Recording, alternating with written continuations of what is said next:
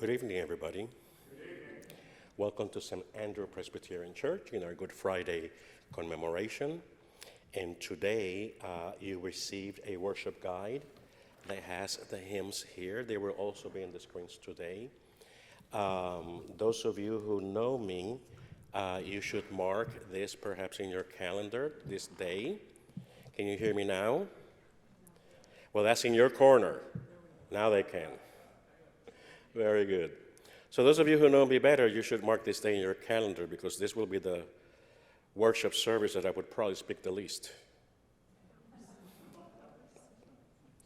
You also received a sheet that has pictures. That paper is a description of the 3 prayer stations that we have up front. If you see the one with the one called the Waters of Forgiveness, is right here.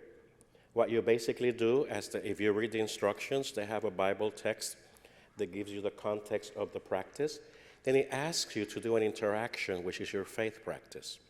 So in this one, for example, there are some papers in there where you will write something, someone, some regret, some whatever, that you really want to leave behind. Write it with your pen so I can read it later on. No. Write it with your finger so that anonymity is kept. And then you see the bowl behind the dove. You put that piece of paper in that water, and I would encourage you to stir the waters and watch that paper disappear as our regrets, as our sorrows are also disappeared in Christ. In here, we have the crown of thorns. You're asked to look at the crowns and ask yourselves a question at the end.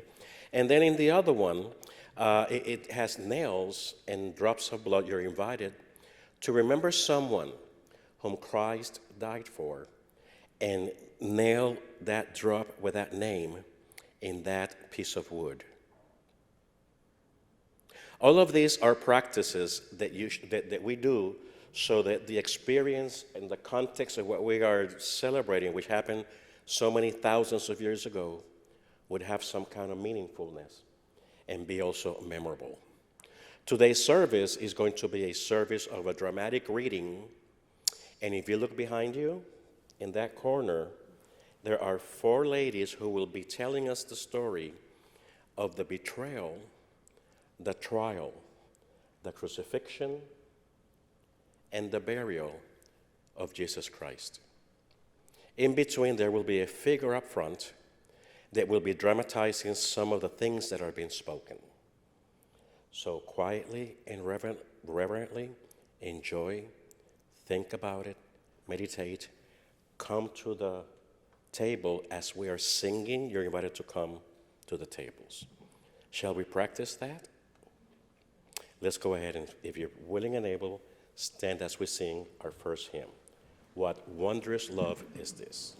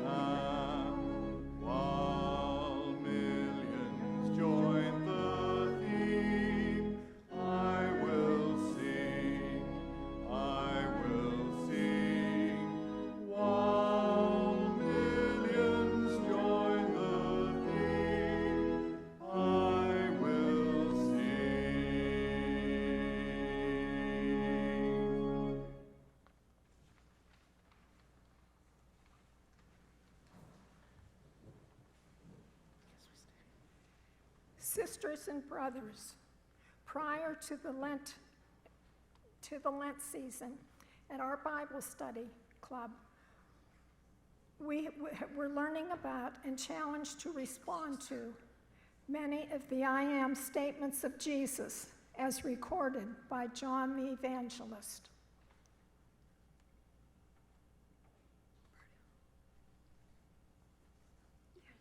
Right here you are. Taken together, the I am sayings paint a simple and beautiful portrait of our Savior. We want to keep that picture in mind as we listen to John's telling of the Good Friday story tonight. To help us do that, we will use visible reminders of the I am statements, objects that represent each of them. These will serve, however imperfectly, to help us recall who Jesus said he was. We will also use these objects to visualize, in a small way, how Jesus' claims are opposed and even seem to be ripped apart as the Good Friday story unfolds. Let's start then with a reminder of the I am sayings of Jesus from John 6. I am the bread of life. I am the living bread that came down from heaven. Whoever eats this bread will live forever. From John 8. I am the light of the world. Whosoever follows me will never walk in darkness, but will have the light of life.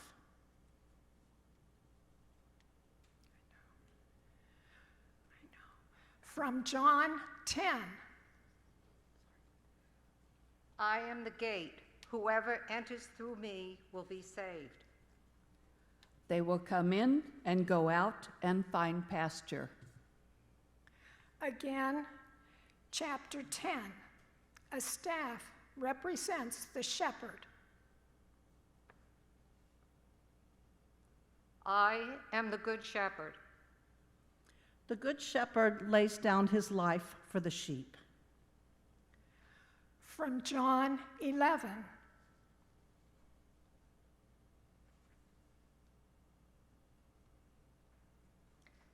I am the resurrection and the life. The one who believes in me will live even though they die, and whoever lives by believing in me will never die. From John 14. A bridge represents the true way back to life with the Father. I am the way and the truth and the life. No one comes to the Father except through me. From John 15, the juice of grapes shows the fruitfulness of the vine. I am the true vine. My Father is the gardener. I am the vine, you are the branches. If you remain in me and I in you, you will bear much fruit. The bread of life, the light of the world, the gate, the good shepherd, the resurrection and the life, the way, the true vine.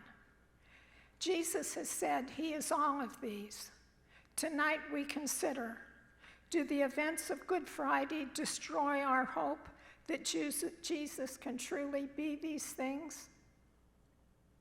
Or is it through his suffering and death that Jesus fully becomes what he declared himself to be?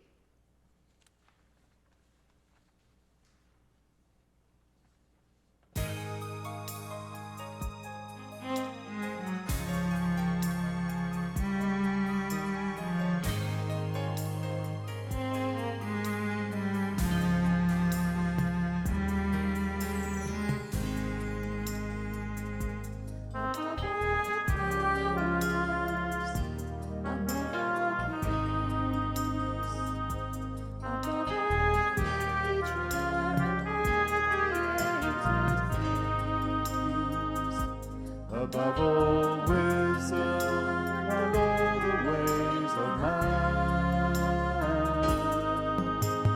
You were here before the world began. Above all kingdoms, above all thrones, above all wonders the world has ever known, above all wealth and treasures of the earth, there's no way to measure what you're worth.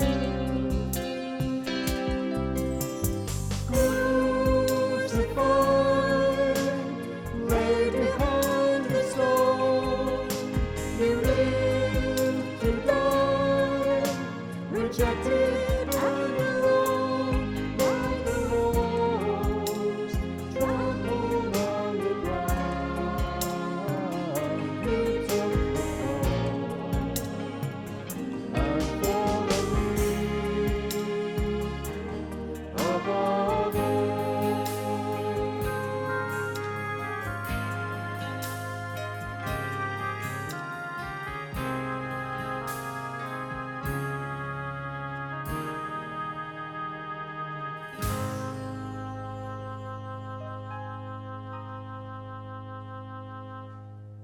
We begin the story of Good Friday with John 13.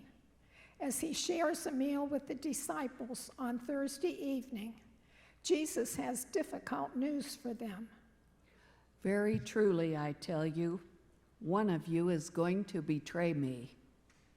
His disciples stared at one another at a loss to know which of them he meant. One of them, the disciple whom Jesus loved, was reclining next to him. Simon Peter motioned to this disciple and said, "Ask him which one he means." Leaning back against Jesus, he asked him, "Lord, who is it?" Jesus answered, It is the one to whom I will give this piece of bread when I have dipped it into the dish. Then, dipping the piece of bread, he gave it to Judas, the son of Simon Iscariot. As soon as Judas took the bread, Satan entered into him. So Jesus told him,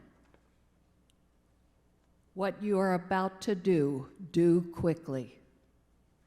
As soon as Judas had taken the bread, he went out, and it was night. Jesus continued to teach and encourage his disciples. He explained what was to come and prayed for them as the evening wore on. Then the light of the world went out into the night. John 18. When he had finished praying, Jesus left with his disciples and crossed the Kidron Valley.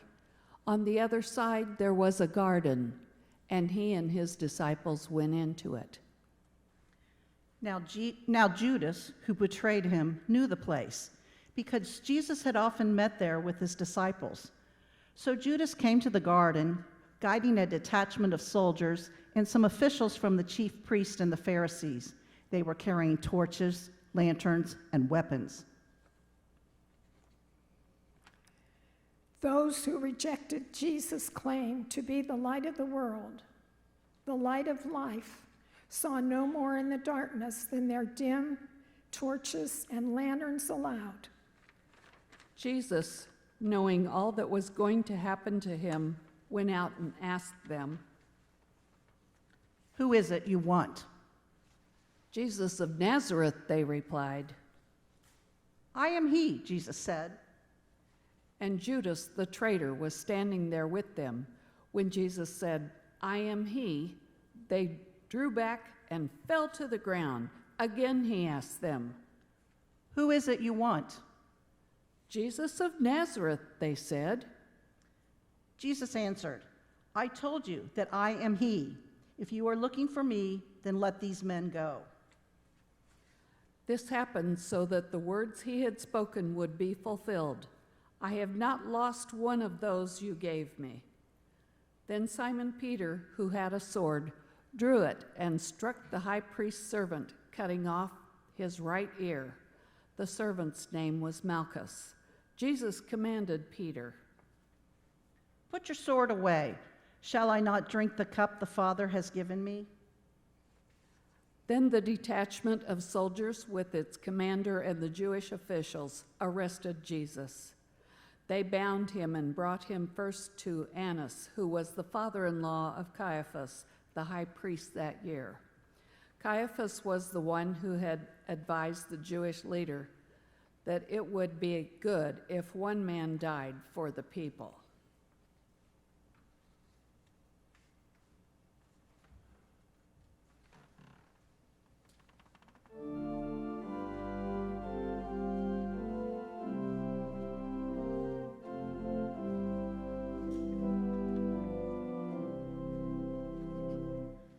Beneath the cross of Jesus, I fain would take my stand. The shadow of a mighty rock within a weary land. The home within the wilderness, a rest upon the way. From the burning of the noontide heat and the burden of the day. Upon that cross of Jesus, mine eye at times can see the very dying form of one who suffered there for me. And from my smitten heart with tears to wonders I confess, the wonders of redeeming love and my unworthiness. I take, O cross, thy shadow for my abiding place. I ask no other sunshine than the sunshine of his face. Content to let the world go by, to know no gain or loss. My sinful self, my only shame, my glory o'er the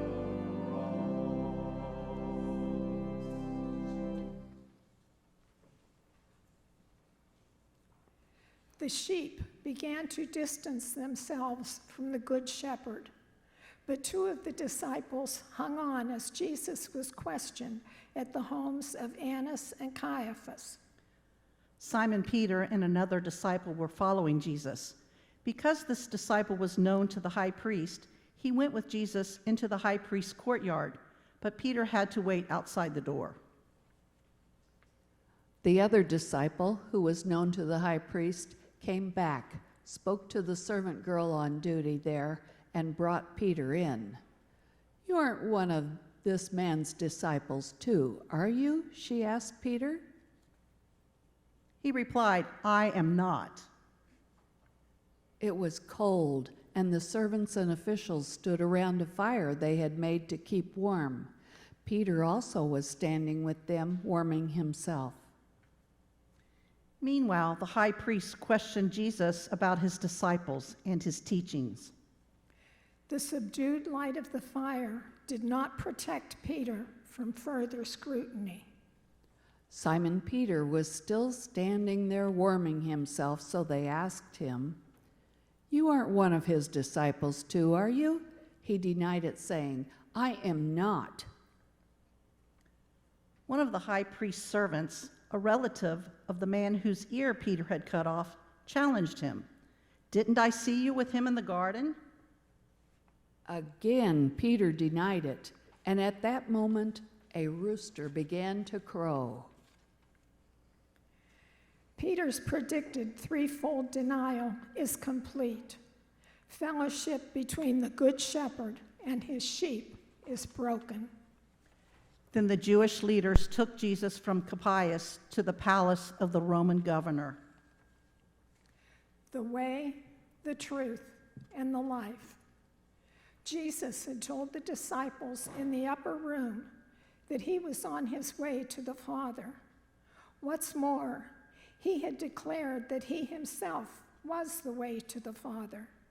But since then, his path has led from evening fellowship to betrayal in the garden, to interrogation at the house of Annas, to more of the same at the house of Caiaphas, and now to a sham trial before Pilate. How can this be the way? Jesus said, "My Father's house has many rooms. If that were not so, would I have told you that I am going there to prepare a place for you? And if I go and prepare a place for you, I will come back and take you to be with me." Is this a path that simply leads away from the Father? A path to destruction? Or does the path that creates a way back to the Father go through Golgotha? By now it was early morning, and to avoid ceremonial uncleanliness, the Jewish leaders did not enter the palace because they wanted to be able to eat the Passover. So Pilate came out to them and asked, "What charges are you bringing against this man?" "If he were not a criminal," they replied, "we would not have handed him over to you." Pilate then went back inside the palace, summoned Jesus, and asked him, "Are you the king of the Jews?" Jesus said, "My kingdom is not of this world. If it were, my servants would fight to prevent my arrest by the Jewish leaders. But now my kingdom is from another place." "You are a king then," said Pilate. Jesus answered, "You say that I am a king. In fact, the reason I was born and came into the world is to testify to the truth. Everyone on the side of truth listens to me." "What is truth?" retorted Pilate. With this he went out again to the Jews gathered there and said, "I find no basis for a charge against him." The way, the truth, and the life. Pilate sees and publicly acknowledges the truth that Jesus is innocent. He sees that the Jewish leaders are distorting the truth to get rid of Jesus. But Pilate serves a higher master, Rome, and Rome demands that the Jews be kept from riots and rebellion. So Pilate sets aside the demands of truth and searches for a way to appease the Jewish leaders. Only truth can set us on the way to the Father. But how can truth triumph when liars rule? Jesus said, "I will ask the Father, and he will give you another advocate to help you and be with you forever, the Spirit of truth. I will not leave you as orphans. I will come to you." Has the true way to the faithful Father been lost in a fog of falsehoods? Or is the true way made clear by contrast, by walking a straight and narrow path, when those who should be leading Israel to God have turned aside to evil? Pilate begins walking down the road of appeasement. Might the traditional prisoner release at Passover be used to free Jesus? No, the Jewish leaders prefer to see the rebel Barabbas freed. Perhaps a good flogging will satisfy, and the mockery of a kingly robe and king. Once more, Pilate came out and said to the Jews gathered there, "Look, I am bringing him out to you to let you know that I find no basis for a charge against him." When Jesus came out wearing the crown of thorns and the purple robe, Pilate said to them, "Here is the man." As soon as the chief priests and their officials saw him, they shouted, Crucify! Crucify! Alas, the bottom line for the Jewish leaders is horribly clear now. Execution on a cross for an innocent man? This is not going well. From then on, Pilate tried to set Jesus free, but the Jewish leaders kept shouting, "If you let this man go, you are no friend of Caesar. Anyone who claims to be a king opposes Caesar." When Pilate heard this, he brought Jesus out and sat down on the judge's seat at a place known as the Stone Pavement. It was the day of preparation of the Passover. It was about noon. "Here is your king," Pilate said to the Jews. But they shouted, "Take him away! Take him away! Crucify him!" "Shall I crucify your king?" Pilate asked. "We have no king but Caesar," the chief priests answered. The truth will out. Finally, Pilate handed him over to them to be crucified.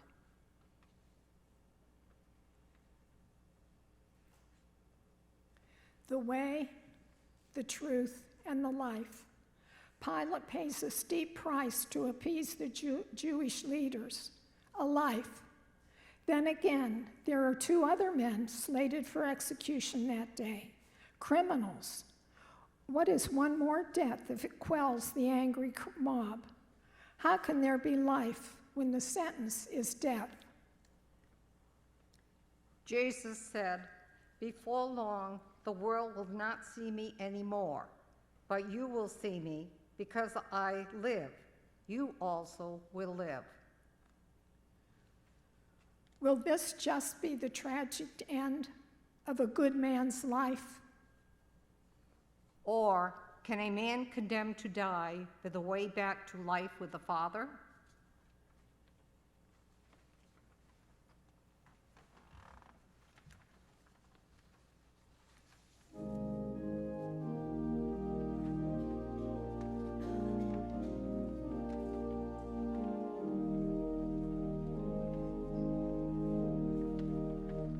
Were you there when they crucified my Lord?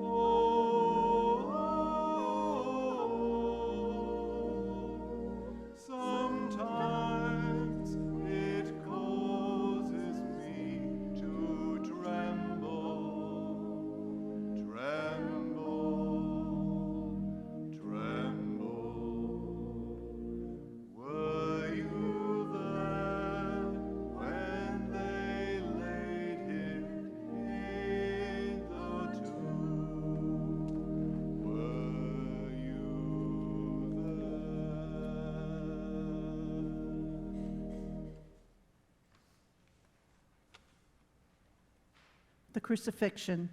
So the soldiers took charge of Jesus. Carrying his own cross, he went out to the place of the skull, which in Aramaic is called Golgotha.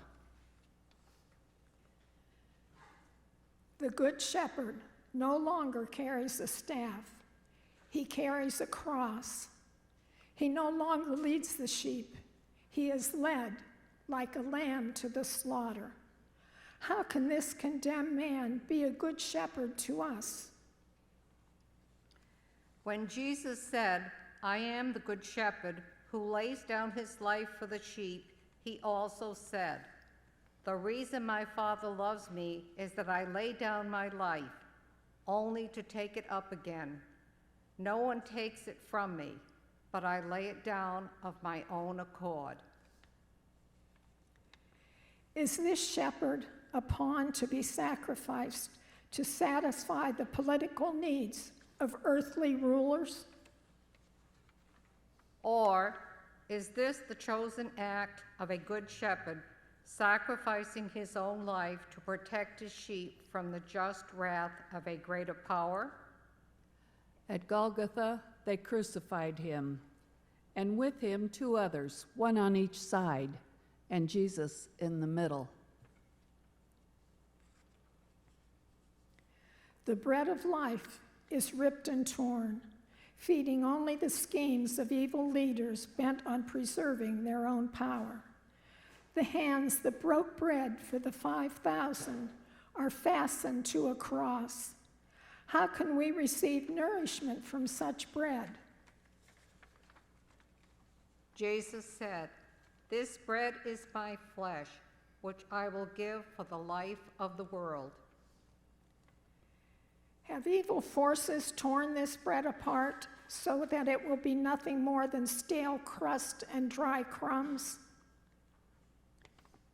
Or can the breaking of this bread provide the spiritual nourishment our souls so desperately need? Pilate had a notice prepared and fastened to the cross. It read, "Jesus of Nazareth, the King of the Jews." The chief priest of the Jews protested to Pilate, "Do not write the King of the Jews, but that this man claimed to be the King of the Jews." Pilate answered, "What I have written, I have written." Near the cross of Jesus stood his mother's sister, Mary, the wife of Clopas, and Mary Magdalene. When Jesus saw his mother there and the disciple whom he loved standing nearby, he said to her, "Woman, here is your son," and to the disciple, "Here is your mother." From that time on, this disciple took her into his home. Later, knowing that everything now had been finished, and so that the scripture would be fulfilled, Jesus said, "I am thirsty." A jar of wine vinegar was there, so they soaked a sponge in it, put the sponge on a stalk of the hyssop plant, and lifted it to Jesus' lips. When he had received the drink, Jesus said, "It is finished." With that, he bowed his head and gave up his spirit. The true vine has finished drinking the cup of God's wrath. The result is death.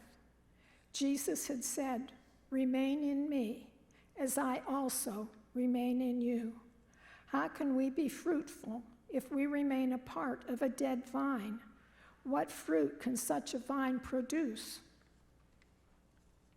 Jesus equated fruitfulness with love, saying, "Greater love has no one than this, to lay down one's life for one's friends."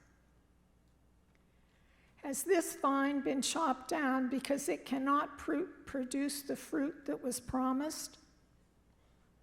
Or was the final suffering and dying of this vine the ultimate fruit of love? Jesus gave up his spirit. The light of the world is extinguished. The spiritual forces of darkness declare victory. No longer will evil be exposed by light, No longer will people see a way out. How can we find our way when the only true light is gone? Why would the light have stumbled into so great a darkness? When he called himself the light of the world, Jesus also said, "When you have lifted up the Son of Man, then you will know that I am he. The one who sent me is with me. He has not left me alone, for I always do what pleases him." Has darkness won? Or will this death illuminate a sinful world and show the way back to God? Now it was the day of preparation, and the next day was to be the special Sabbath. Because the Jewish leaders did not want the bodies left on the crosses during the Sabbath, they asked Pilate to have the legs broken and the bodies taken down. The soldiers therefore came and broke the legs of the first man who had been crucified with Jesus, and then those of the other. But when they came to Jesus and found that he was already dead, they did not break his legs. Instead, one of the soldiers pierced Jesus' side with a spear, bringing a sudden flow of blood and water.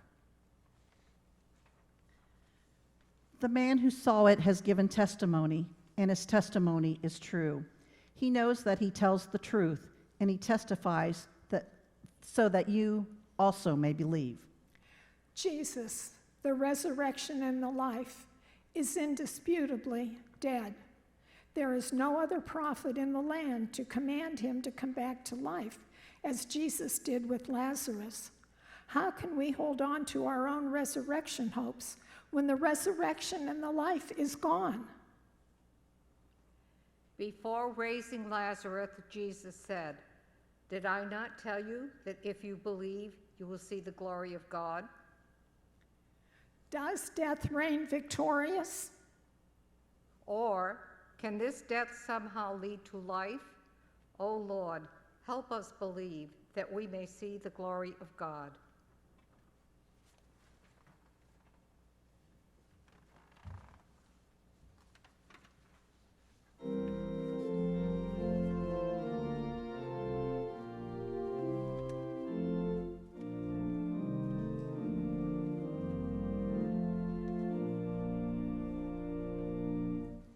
O sacred head now wounded with grief.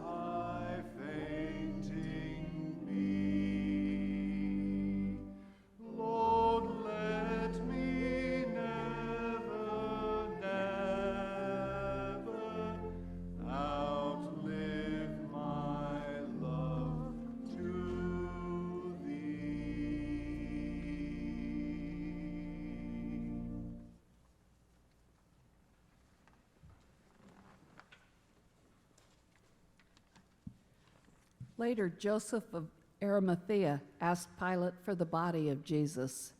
Now, Joseph was a disciple of Jesus, but secretly because he feared the Jewish leaders. With Pilate's permission, he came and took the body away. He was accompanied by Nicodemus, the man who earlier had visited Jesus at night. Nicodemus brought a mixture of myrrh and aloes, about 75 pounds. Taking Jesus' body, the two of them wrapped it with the spices in strips of linen. This was in accordance with Jewish burial customs. At the place where Jesus was crucified, there was a garden, and in the garden a new tomb in which no one had ever been laid. Because it was the Jewish day of preparation, and since the tomb was nearby, they laid Jesus there. A different gate, the door to the tomb, is sealed shut. There is no going out or coming in. This gate separates sheep from shepherd. No familiar voice calls, no sure-footed shepherd leads, no staff protects. How can we, sheep prone to turn each to our own way, enjoy the shepherd's goodness and mercy when a locked gate is between us? The words Jesus spoke when calling himself the gate only deepen our distress. I have come that they may have life and have it to the full. Is Jesus, who claimed to be the gate, now sealed forever, immobile and useless, behind the door of the tomb? Or will Jesus, the gate beyond rescue, emptied of life, somehow use even his sealed-in, wrapped up, spice-scented remains to open a door to the freedom of sweet salvation and renewal life? Where is the bread, the light, the vine, the shepherd, the way, the gate, the resurrection? And what would it take for us to know with certainty that the one who said, "I am," still is?